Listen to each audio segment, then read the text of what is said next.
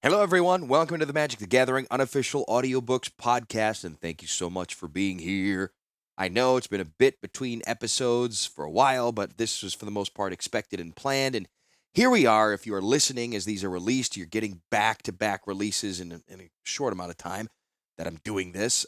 If you haven't been following, it's because my wife and daughter were out of town in Kyoto with my mother, who came to visit us in Sendai for the last 10 days. We had a pre opening VIP party at the new brewery and restaurant here. Lots of preparation for that. We had U.S. diplomats here, VIPs from the Japanese government, big businesses in Japan and the Midwest. The U.S. Midwest Japan Trade Conference was held just 2 weeks ago, and we threw a little party at our new venture to say thank you for a lot of that conference is about Japan investing into the Midwest, but here we are investing our time and efforts into Japan. So it's just been really crazy. And these free days have been a bit of a deep exhale. Hey, we also had my daughter's 2-year-old birthday party, which is insane too, because that means this little thing is a little over 2 years old, right? I have to go back and look when I first started, but part of the lull in episodes when I was first rolling was due to her birth. So it's a little timeline for my life as well. And I want to say, I really appreciate all of you listeners. Please share this with your friends, what we're doing here. You know it's just me doing my best when I have time, but I try to make it as entertaining and as engaging as I can. We're still trying to hit that 50 goal for the Patreon this year. We've been sitting at 38 for the last month or so, but we have over 3,000 followers on our Spotify, so I don't think it's nuts to try to hit 50. Heck, we should have like 5% of those be patrons, right? That'd be like 150. Let's get her going. Come on, let's go. But really, I'm so thankful for you and for my patrons. You've been a huge boon to all of this. We also have over 100 members in our Discord now. That's a lot of fun to check out. You can find the link in the show notes. And what else? We don't have much left in this book, and I'll have some quick research on what our next book will be. Recading Mass Cycle, I think, is next, I believe. But in the overarching timeline, it might be the first book of the Magic series that was ever released, Arena, which is its own singular story without any connection to the Weatherlight saga. So I'll check on that, and we'll see if maybe that may be the appropriate way to go and then come back, or do we just keep riding with Gerrard and company through Invasion? Anyway, we'll take a look. I really thank you for being here. It's really cool. I really appreciate it. You can find me on Twitter or X, whatever it's called, Phil in Sendai, Instagram as well, Phil in Sendai. I'd love to hear from you. And thank you for being here. Let's roll.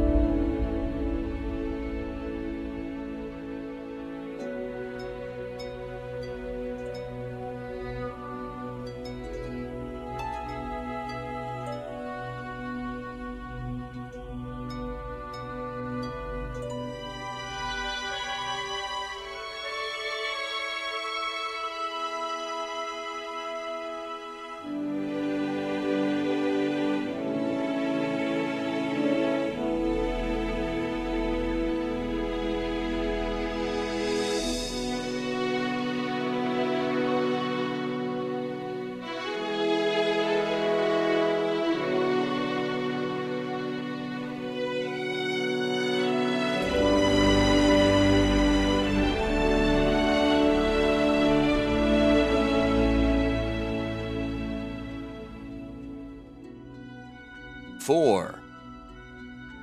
Exodus. A dark room. The old man had left his seat and was poking among the papers stored in a large oaken cabinet set to one side of the hall. Dust rose from the piles he disrupted in little spurts and clouds. "Almost done with this bit," he said with some satisfaction. "This corner of the library has been undisturbed in decades. Now perhaps scholars can get some use out of it." He rubbed his hands on his robe, cleansing them of dust. The boy shifted impatiently. "So what happened next? Was Mary badly hurt?" "Oh, yes." Master bent his face to read one ancient parchment on the table. His nose seemed to smell the paper before he flicked it aside to join a heap of other scraps on the floor.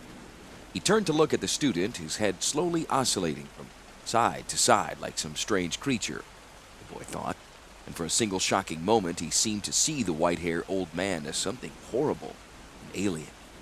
Then the moment passed, and he repeated his question. "What happened?"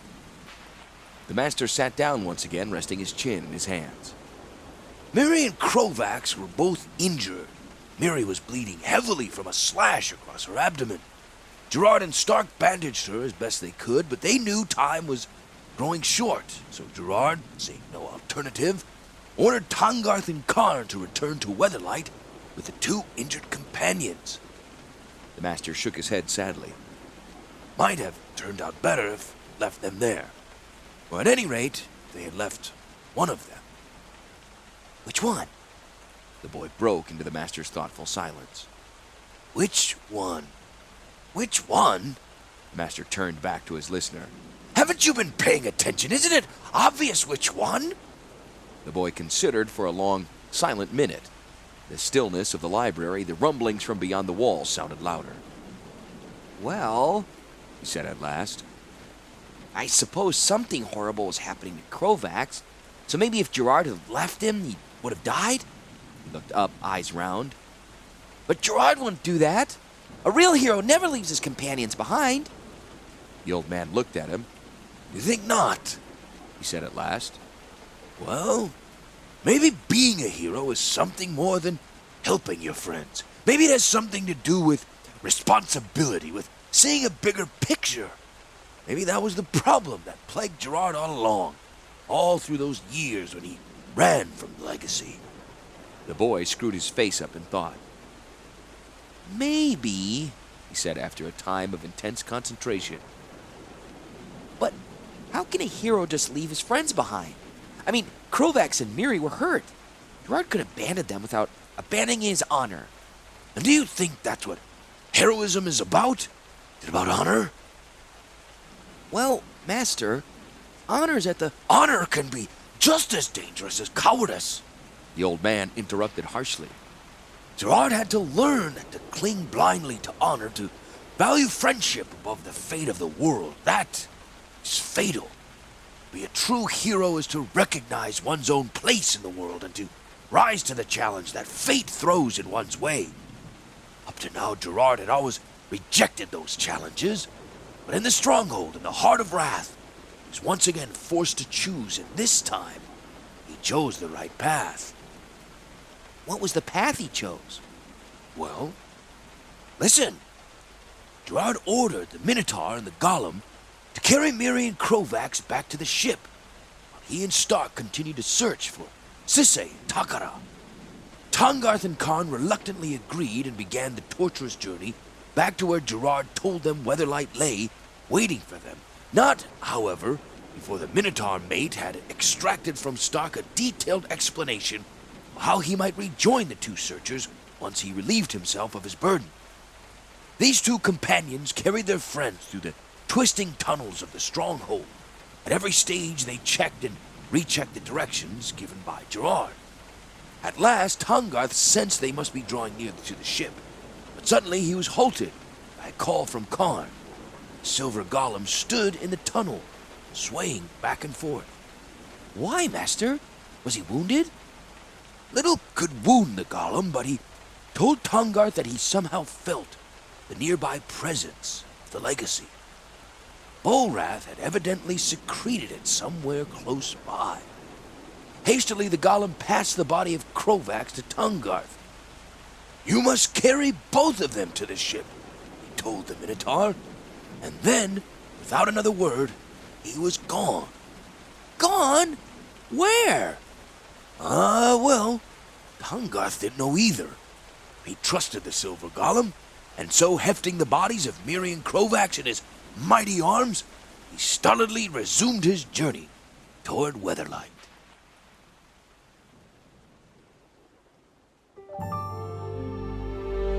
The Weatherlight's Tale.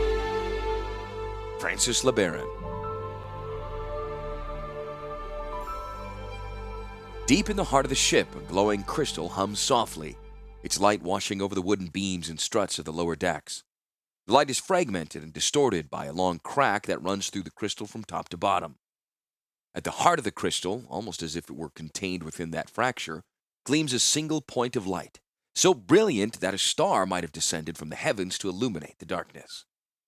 Above it, the clatter of feet, the thump and grind of human activity, a long scraping noise as something is dragged across the deck and thrown down, then the feet are off again, racing along the boards on an urgent errand as a clear female voice shouts a word of command. Footsteps resound on the ladders, and there's a hum of ropes vibrating in the unnatural winds that sweep across Rath. But here, in the sheltered center, the crystal glows serenely. Hannah stared about her in the dim light, squeaking out the tiny figure of Weatherlight's cabin boy. Squee, where's that rope? Here, rope. Nothing else you need? Good. The goblin's body shivered as he glanced about them. I'm going down below decks. Oh, no, you're not! Hannah grabbed him and twitched him away from the open hatch. I need those grappling hooks brought forward from the aft port side. Move it, Squee! Would you like to explain to Gerrard when he gets back why you spent your time cowering below? The little goblin disappeared in the direction the navigator had indicated, not before Hannah heard a muttered, If he comes back. She pushed away the thought as quickly as it had come and returned her attention to the scene around her.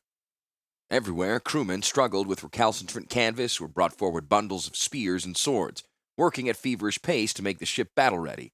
Hannah sighed and allowed herself a momentary glance toward the brooding darkness beyond the ship's decks that she knew was the stronghold. No, she would not think about it. Right now, she had a job to do. Best concentrate on that, and that alone. Stivale, you and Griffel reef the port sail. Step lively. Not got all day. And while you're at it, try to make a bit less noise. She turned to give another order and suddenly staggered back. Before her, a lithe figure appeared on the ship's deck, forming out of thin air. There was a sudden silence, as if every crewman had been frozen for a split second in action. Then, with a low cry, Hannah drew her sword and sent it whistling through the air. It slashed through the figure's midriff, but met no more resistance than the air. The woman, if she was, in fact, a woman, the figure was sufficiently androgynous that it was difficult to tell, stared blankly at Hannah for a moment, and then spoke. Urtai and Baron. What did you say? Hannah stopped in astonishment, her sword already drawn back for another blow. The woman calmly stepped forward. Squee, who had reappeared from his errand, dropped a bundle of ropes he was carrying and stared at her, open-mouthed. I am Lina, the Sotari. The voice was low and gentle, but with a hint of steel behind it. I have been speaking with Urtai, your wizard. He suggested I speak his name to you, as well as the name of your father. Urtai is a very capable man. From her tone, Hannah almost felt the woman was laughing to herself. I have informed him that the portal he guards may lead to many destinations, the woman continued. Some may be places where your ship will find refuge. I and my people will help Urtai open the portal. But you must hurry. There was a subtle change in the tone of her voice, a new note of suppressed urgency. Hannah shook her head. We can't leave yet. We have companions who are not yet aboard. Lina looked at her unblinkingly. Time grows short. You must prepare to leave. She waved her hand at the staring crewmen. Unleash the lines. Now just wait a minute. Hannah spun on her heel and gestured angrily to the crew. Belay that! No one's going anywhere on the say-so of someone we've just met. We'll stay here until Gerrard returns, or... Her words cut off abruptly as Lina stretched out a hand to Hannah's face. The fingers were long and slender, and the touch, though seemingly gentle, was hard as iron. The tips of the Sultari's fingers rested on Hannah's throat, and the thought flittered through the navigator's mind that if the other were so minded, she would slay her with a touch. Lina's voice, as well, was still gentle, but brooked no disagreement. You must leave now. There is no time. Hannah stared into the depths of the Sultari's fathomless eyes. Yes, she murmured, more to herself than to the crewmen. Now! Jerking back, she turned again to the crew. What are you waiting for? Cast off! Wait! A shout came in quick answer to her snapped order. One of the crew, a tall, dark sailor named Javan, hung over the side of the Weatherlight, staring into the murky air. He turned back to glance at Hannah, then waved his hand to someone beyond her sight, someone who was now climbing onto the deck, sweat dripping from his flanks. Tongarth! Hannah cried gladly. Then, seeing him in the light of the flickering ship's lantern that swung from a beam, she gasped and repeated softly, Tongarth! The Minotaur's features seemed strangely changed. His chest and shoulders were grown larger, muscles bulging beneath the skin as if swollen by some illness. Instead of proudly flaring from either side of his head, his horns were twisted and inverted. But to Hannah, the most shocking change lay in the twisting and bulking of the great Minotaur's bone structure, as if an invisible hand had reached inside of him, distorting his anatomy in a parody of what he had been. Tahngarth, the navigator whispered, what have they done to you? In each of his great arms, the Minotaur clasped a limp body. One, Hannah saw, was Miri. Her tail hung limply, and she bled from a great slash across the abdomen. The other, lamplight, shone on the features of Crovax, and the navigator shuddered at the change she saw. His face was pallid, skin stretched tightly across the bones. His eyes were wide open, staring, red-rimmed, the pupils a sickly yellow. Blood trickled from one side of his mouth, and Hannah could see the white tips of his teeth protruding from his lips. Hannah wrenched her eyes from the ghastly trio and yelled to the crew for assistance. Javan, stepping swiftly to Tahngarth's side, relieved him of Miri, while another sailor gathered up Crovax. The Minotaur leaned against the rail, his breath coming in ragged gasps. Sweat dripped from his fur and pooled on the deckboards. Hannah approached him and laid a trembling hand on his arm. She could feel the swollen muscles tense and tremble beneath the skin. The Minotaur seemed to be fighting some inner conflict, as if he were forcing himself to stand still and rest before moving on to some larger challenge. He raised his head and stared at the navigator. She shuddered, as if someone had wiped a damp sponge across a painting, blurring some features and obliterating others. Did you find Sisay? She asked. Tahngarth shook his head. I don't know. They were still searching for her when I left. Gerrard ordered Karn and I to carry these two back to the ship, but the golem left me. He claims to have found some clue to the whereabouts of the legacy. We fought Selenia, and Crovax killed her. Mary was hurt. Take them below, Hannah instructed, turning to the crew who had clustered around to hear the Minotaur's words. And somebody get Orm to tend their wounds? You, also. She turned back to Tahngarth, but the Minotaur was already on the side of the ship, poised to leap back to the stronghold's balcony. I'm going back to Gerrard, he called over his shoulder. Wait! We have to leave now. Tell Gerrard to meet us at the gardens. The gardens? He flung back over his shoulder. Where are they? Stark gave directions to Gerrard before they set out. He can guide you. Tell Gerrard to get there as fast as he can. Tahngarth nodded, leapt, and was gone. Hannah turned back to Lina, who, during the exchange with the Minotaur, had stood silent, unnoticed in the shadows. Well, satisfied? If Lina noticed the hostility in the slender woman's voice, she gave no indication. She bowed her head in acknowledgement and said calmly, Very good. I shall return to Urtai. Who knows? May need my assistance in opening the portal, despite his tremendous native ability. Hannah thought she detected a half-smile on the Soltari's face. Then, with the same ease with which she had boarded the ship, the woman faded and was gone. Hannah ran to the side and stared into the thick, fetid air, but she could see nothing. She shaded her eyes. Surely that was something moving in the dark passage that emptied from the balcony. No. Yes. Yes! A cry came from the stronghold. Hannah grasped a coiled length of rope and hurled it from the ship. A moment later, two sailors were hauling on it with all their force. Slowly, the end came up, bearing with it the bulky form of Karn. One massive four-fingered hand gripped the rope. The other clasped a device the navigator had never seen, a seemingly senseless twist of metal. What is it? She asked as soon as the golem was safely over the side. Karn could not precisely shrug, but the silver golem looked as though he would have had he been able. The Sky Shaper. I retrieved it, along with other pieces of the legacy, from the Sliver Queen. The Sliver Queen? Yes. She was the guardian of the legacy set to task by Volrath himself, and now I have recovered it. Proudly, the golem gestured to his chest. It lies within here. He turned back to the Sky Shaper and stared at it thoughtfully. But this belongs to the ship. It should make Weatherlight go faster. In fact, I wonder... Time for wondering later. Hannah spoke more brusquely than she had intended. We need to go. We're to meet Gerrard at the gardens, and we haven't much time. She turned to go, adding over her shoulder, Take that thing down to the engine room. If it helps the ship go faster, we won't need it soon enough.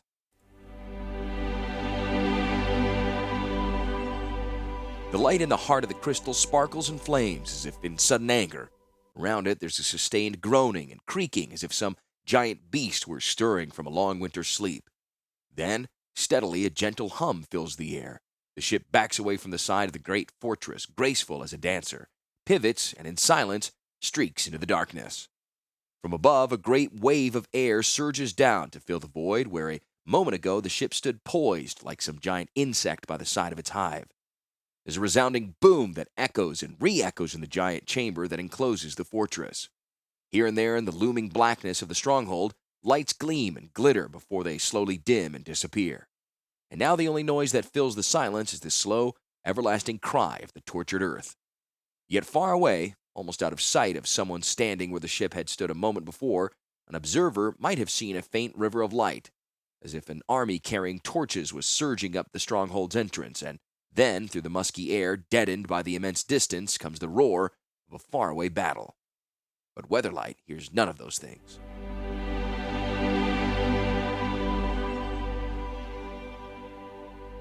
Karn stared from the sky shaper to the complex of bumps and depressions on one side of Weatherlight's engine room. He remained in that position for so long that the crewmen who stood near him finally cleared his throat. Karn?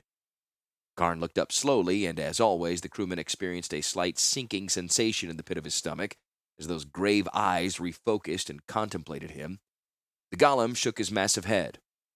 I cannot understand it. This seems to belong here, but there's no proper place for it. His fingers, delicate in their gestures, probed the engine assembly while his other hand twisted the sky shaper as if fitting into an invisible port. It must fit, Tomalon, but where? Tomalon nodded sympathetically. Yes, but perhaps it's meant for a different kind of ship? Karn looked at him unblinkingly. No, it is part of the legacy, and I know it belongs with this ship, just as the legacy belongs with Gerrard. He turned back to the engine and moved methodically along it, nearing the complex that housed the glowing Thran crystal that was at the heart of the ship. Then suddenly his hand seemed to slip, and he stumbled, almost falling. Tomalon fell back against the opposite wall as the ship gave a start in a drunken lurch. From the deck above came a general shout, torn from a dozen throats. Attack! Tomalon recovered his feet and rushed across the swaying deck to Karn. The golem had risen and without apparent haste was continuing to search the engine. Then came an even more violent start, as if the ship were trying to tear itself apart. Tomalon once again lost his footing and fell against the golem. His hands, clawing for support, grasped the sky shaper. There was a click and a loud hum. A panel slid back, revealing a hidden recess. Karn looked at the fallen crewmen. Congratulations, Mr. Tomalon, He observed quietly. I believe you just solved the puzzle. He glanced about the engine room and turned back to his assistant. You better get above decks. You're more needed there. Tomalon needed no second order. With a leap, he was at the ladder leading upward. A second more, his head thrust above the deck level, and he emerged into a scene of steel and fire. The deck pitched beneath him, and he almost lost his footing again.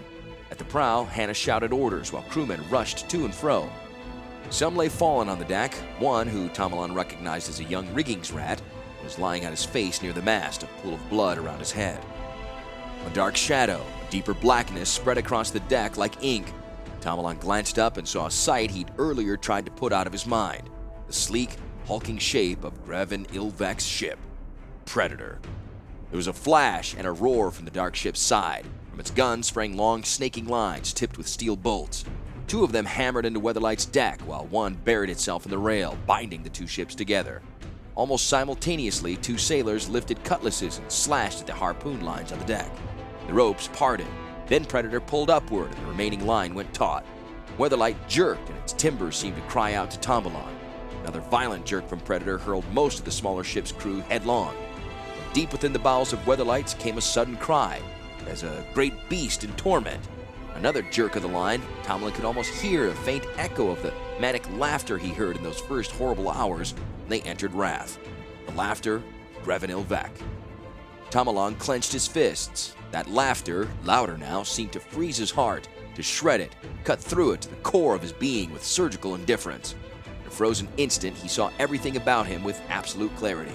Hannah stood before him, her face streaming with tears of helpless rage, clinging to the ship she loved. And at that instant, Tomalon knew that he too loved the ship, but he could not let it die. With a cry, he drew his own cutlass and leapt forward to the rail. He raised the gleaming blade over him and cut the line. Dimly, he heard another roar from above and felt a tremendous blow.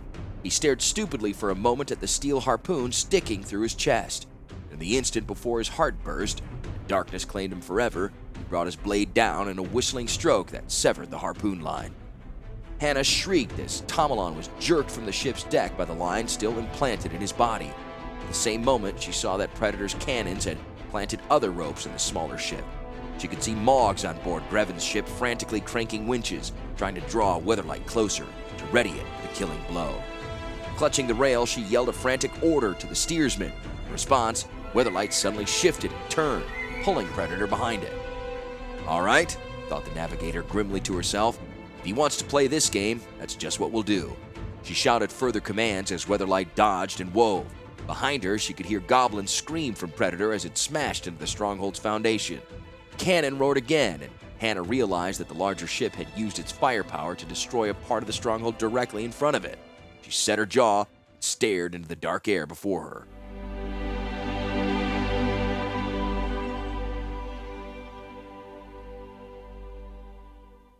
The crystalline hum shifts upward an octave, 2, 3, then intensifies to an agonized shriek. The boards are trembling, and throughout the ship, lights dim and flicker in mourning for a lost soul. Above the crying crystal can be heard the deep-throated roar of its foe as it falls back, leaps forward, pounces, and is dragged behind with the crack of a whip. The crystal murmurs in triumph, and now it seems to feel something else, something resting near it, not yet active but prepared to aid it, should need arise. The humming is more confident now. The ship laughs at its opponent as it twists and tears through the air.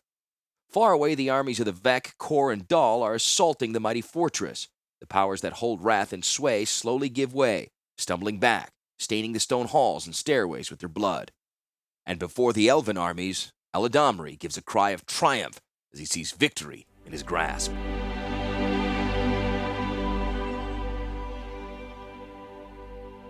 Hannah saw the flash of fire above and behind her. For a moment, she waited, cowering, for the blow from Predator's cannons. Then, in growing astonishment, she realized that the flames were on the other ship itself. Tendrils of orange ran up and down Predator's rigging. A goblin caught in the inferno blazed suddenly and fell shrieking into the abyss below. Looking at the scene, now lit with the ghastly light of blazing ship and burning Moggs, Hannah thought she could see the dark form of Greven gesturing furiously, shouting orders to those in his crew still standing. Weatherlight veered again, dragging the now captive Predator behind it.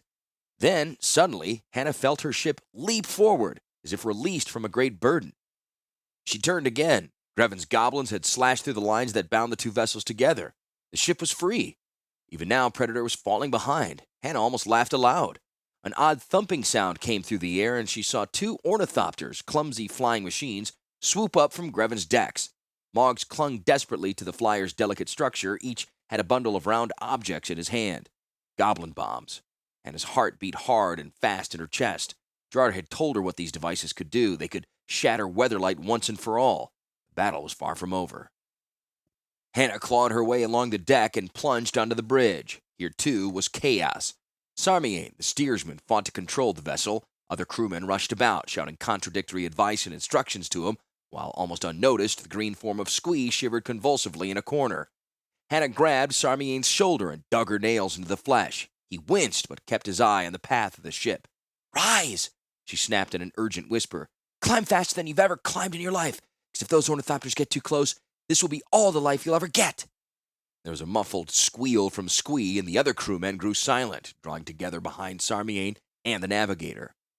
Hannah reached to one side of the great wheel and flipped open a panel, revealing a small dial and a bewildering variety of switches and levers. Sarmiane glanced at the array. "What's that?" he grunted. "Never seen that before?" "Something new," Hannah returned briefly.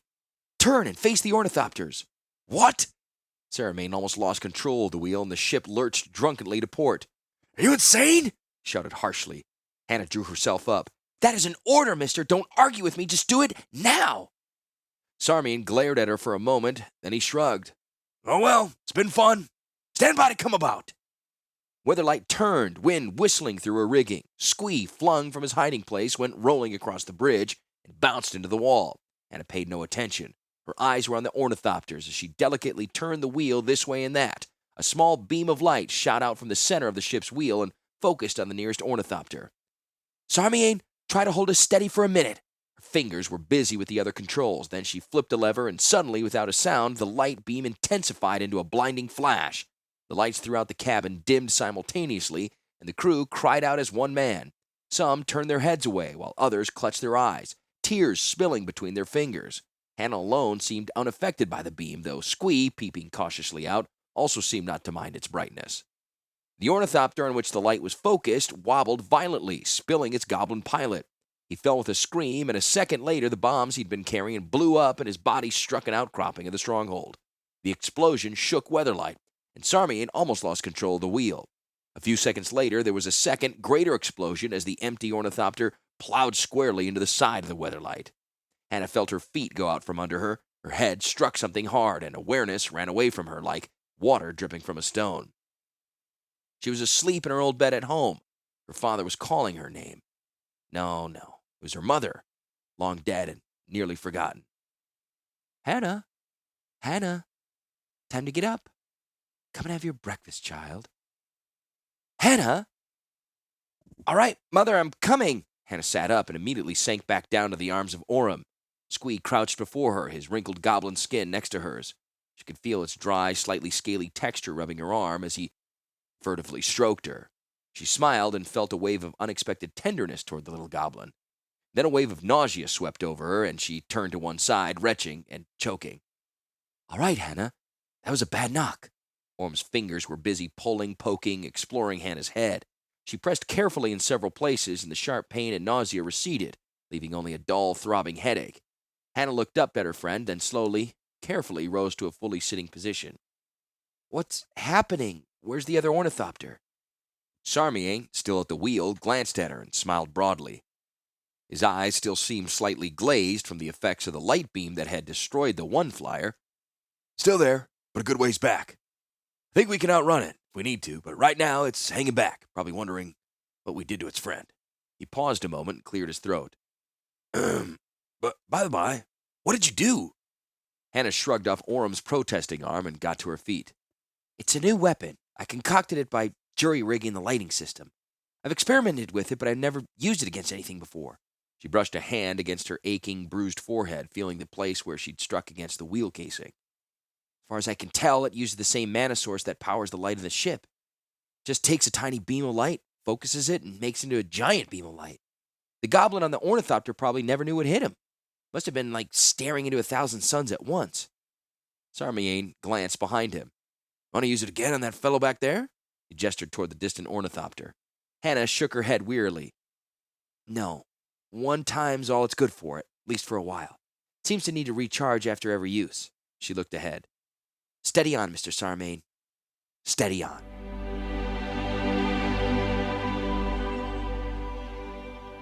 The tiny crystal, calmer now, sends out its light to illuminate the recess where the golem, whose silver skin shines dully in its light, has placed the sky shaper.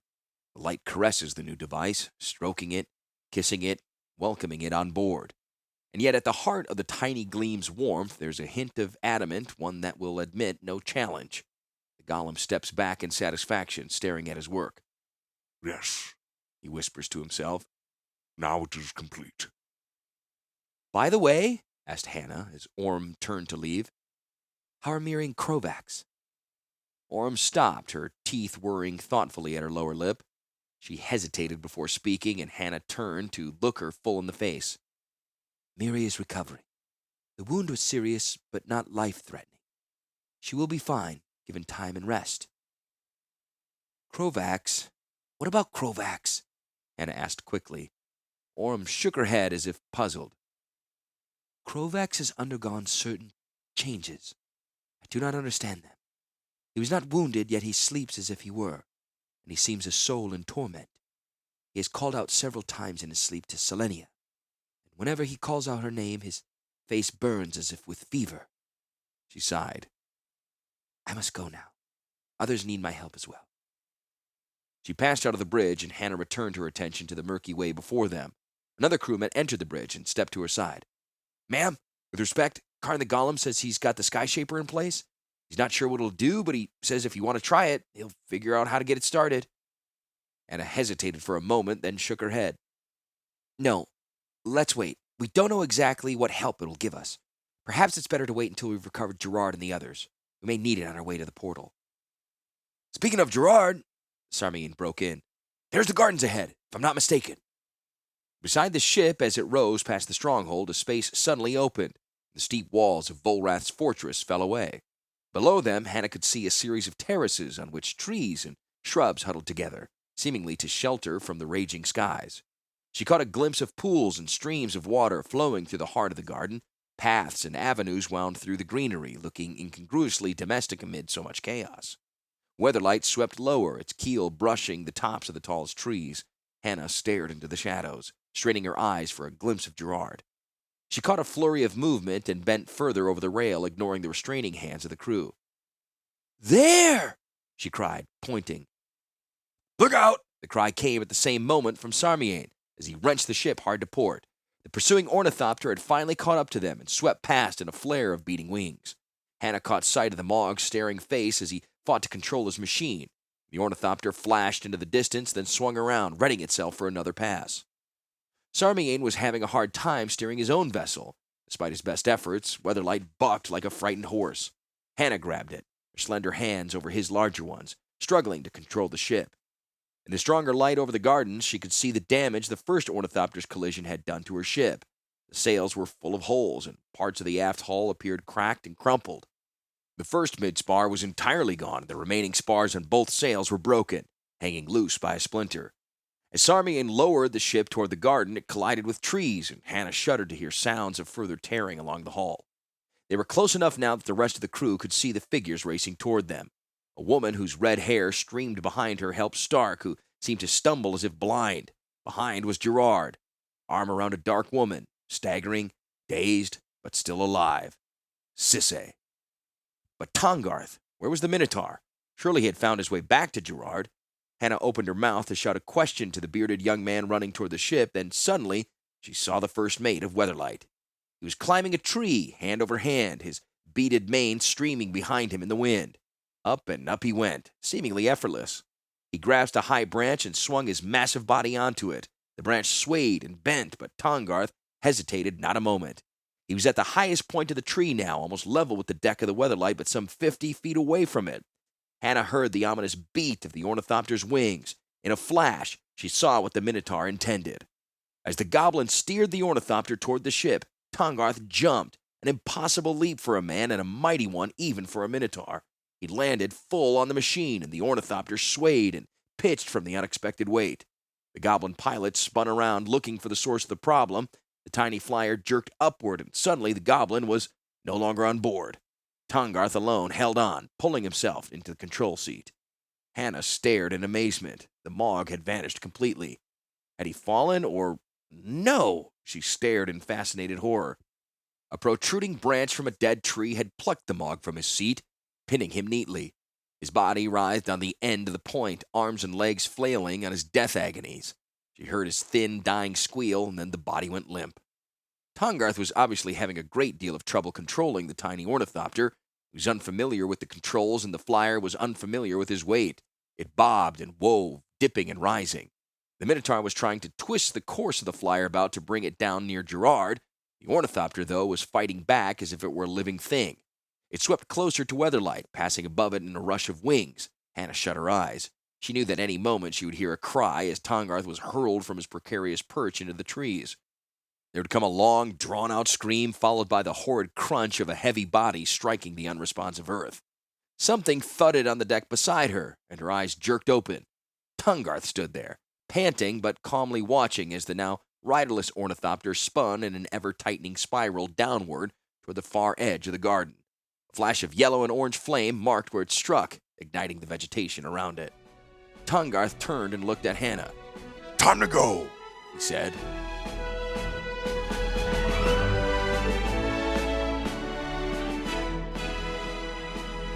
The Thran crystal at the heart of the Weatherlight hummed softly. Here ends the tale of Weatherlight.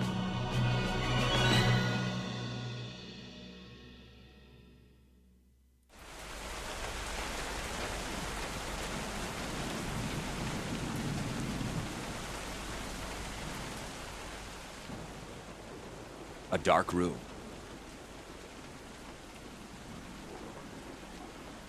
The boy was frowning, one foot scuffing at the papers heaped before him. He made no pretense of trying to sort through them. Master, so many things are unclear. What happened to Volrath? Did Gerrard kill him? And what about Krovax? What was happening to him? Was Stark blind? And did Miri get better? Oh, is that all you want to know? Well, no, not exactly. The boy shuffled his feet again. I guess I want to know if Gerrard is really a hero. Well, the answer's complicated, but it's bound up with what happened next. Many things had befallen Gerrard and Stark since Tangarth and Karn left them, bearing the bodies of Miri and Krovax. Following Stark's advice, the two sought a passage to the Dream Halls through the Twisted Garden, but as they traversed its dark path, they found shelter beneath a tree, and Gerrard, looking at it closely, made a startling discovery. It was a Dominarian tree, ripped from Llanowar. Gerrard puzzled over what a tree from Dominaria might be doing on this plane. The conclusion he drew was not a comforting one. What was that, Master? It was that Rath was actually absorbing parts of Dominaria, slowly insinuating itself into Gerrard's home plane. Now the map they found earlier had made more sense, and Gerrard began dimly to understand the shape of Volrath's ultimate plan. The old man opened a drawer in a large cabinet and ran an experienced eye over the contents. Then he took the paper he'd been studying and inserted it into the drawer. Closing it and wiping his forehead with a wispy handkerchief that he drew from the folds of his robe, he resumed. Even as Gerrard made this discovery, he and Stark were attacked by spikes, slug-like creatures that fell from the trees to prey on them. The two retreated, finally finding their way back into the maze of corridors that led to the Dream Halls. At last they found the place they were seeking, but oddly, the tower that Stark claimed held the Dream Halls had no entrance. The only apparent way of egress was through the balconies that towered high overhead. Gerrard, his sword bound to his side, slowly began to climb. After struggling against the ever-changing flowstone, he reached the top, pausing only to catch his breath. He entered and was blinded by an array of visions. All his early life came back to him. Gerrard saw he and Vul sporting together as boys. He saw Vul's rite of passage and his own struggle to save his blood brother's life. He saw Vul's hatred of him growing and the Sidar's son theft of the legacy.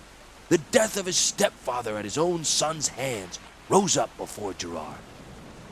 Once again he was at Maltani's caves with Miri and Rofellos. Then he saw Vul, now surrounded by dark shapes, horned monstrosities that slowly divide and recombine into one terrifying creature, bestowing powers upon Vul that transformed and corrupted the young man. All this Gerrard beheld with horror and with sadness for the fate of his former friend and blood brother. Ilcaster sat silent at his master's feet. The old man, a hand on the boy's head, spoke in kind of a chant, the sound of his voice rising and falling against the walls of the room. Gerrard also saw visions of the future as Volrath wanted it. Armies sweeping across Dominaria, Gerrard bound and cringing at the Evankar's feet. Then, to Gerrard's amazement, these images began to speak to him in Volrath's own voice. The shape of the ruler of Rath appeared before Gerrard, standing, mocking him. Stark appeared suddenly behind Volrath and plunged a dagger into the Evankar's back. But it had no effect whatsoever. Volrath plucked it forth, casually swatting Stark aside as his flesh closed over the wound. The War Clan was my future from the moment I first opened my eyes. Declared Volrath. You took it all away when you saved me during our rite of passage. I never coveted your legacy, even though your destiny became my father's primary passion in life. His service to your legacy cost me a family, and you cost me a clan. Gerrard could stand no more. He hurled himself forward at Volrath, his sword raised. The image retreated before him, and now two other figures came at him. A red-haired woman, sword raised, and Sisay. But was it Sisay, Master? Or was it just another shapeshifter? No, it was Sisay, right enough. But now she was under Volrath's control. Gerrard fought desperately against she and Takara, for the red-haired woman was Stark's daughter, trying to avoid hurting them. Stark cried out and lifted his arms to Takara, but she, unrealizing, slashed him across the face, blinding him. At last, after several moments of bitter conflict, Gerrard succeeded in disarming Takara and knocking out Sisay, chasing after Volrath, who fled the chamber. He cornered the Evankar just as Tongarth, roaring in rage, burst into the room. Together the two friends slashed at Volrath, and Gerrard drove home the killing blow. So Volrath was dead. The boy breathed a final sigh of relief that seemed to go through his entire body. The librarian looked at him apologetically. Well, no. Just as the body fell to the floor, it shapeshifted to one of Volrath's experiments. The Evankar had escaped Gerrard once again. In a rage, Gerrard hacked at the corpse. Should I have let you die back then, fool? He shouted. Would that have satisfied you? But the Minotaur pulled him away, the shapeshifter's body, and brought him back to reason. The boy shook his head in resignation. Well, at least they had Sisay. Yes, agreed the librarian. They had Sisay and Takara. With them, they began the long journey to the gardens where, they hoped, Hannah and Weatherlight awaited them. The boy nodded. I see, but you still haven't answered my question, Master. Bless me, boy, I've answered more questions tonight than I have in a decade. What question? If Gerrard is a hero. Ah, good question. Glad you've been listening, Illcaster. There may be hope for you yet. So if there's hope for me, Master, will you answer my question about Gerrard? The old man looked at him thoughtfully. I don't know if I can answer you, Illcaster. Being a hero, it seems to me, is not something you are, it's something you become. Gerrard was not born a hero, but he might become one if he passed the challenges that fate put in his way. Illcaster wrinkled his brow. Do you mean, Master, that a hero needs challenges? I suppose so. Then wasn't Volrath really doing Gerrard a favor? Didn't Gerrard need the experience of fighting Volrath to become a hero? The Master looked at the boy for a moment. A smile half formed on his lips. Yes, he said. Yes, that's it. A hero needs enemies, needs monsters to slay, foes to outwit, mountains to climb. Or, said Illcaster, in this case, to enter. The old man grunted. Yes, yes indeed, but the challenge is not enough. The hero must give up something. What do you mean? The Master sat down on a box and put his chin in his hand. The boy moved closer as the dim candlelight drove back the shadows around them. Far above, in the windows, the flashing light seemed to be slowing. They were the first hints of true light, beneath which might be glimpsed roiling clouds laced with rain. But neither figure paid any attention. I must tell you, Illcaster, that I am not entirely sure of this proposition myself, but it seems to me that a true hero is made not merely by the accretion of heroic deeds, but by the shedding of part of his old self. Think of a snake in the spring when the season turns and the new year is blossoming. The boy nodded. It sheds its skin. Exactly. It emerges, clad in shining new armor, reborn unto a new year. It has left behind something of itself, something it has grown beyond. Now, in my opinion, a hero goes through a similar process. He leaves behind something of himself at each stage of his growth. Gerrard had already done this. He lost his parents, his teacher Maltani, his friend Raphelos, and his home in Benalia. I think I see. The boy tapped his fingers together in imitation of his tutor. But what else is there to leave behind? Something that capsulized his own life. Something that summed up all that he had been up to that point. Something that represented a choice he had to make. A fork in the road, so to speak. Guildcaster thought again, then shook his head. I'm sorry, Master, but I still don't see. Of course you don't. Something of the acerbity of his former tone had returned to the librarian's voice. You have to be still and listen. Remember that Krovax and Miri had been taken below when Tongarth brought them aboard the ship. Well,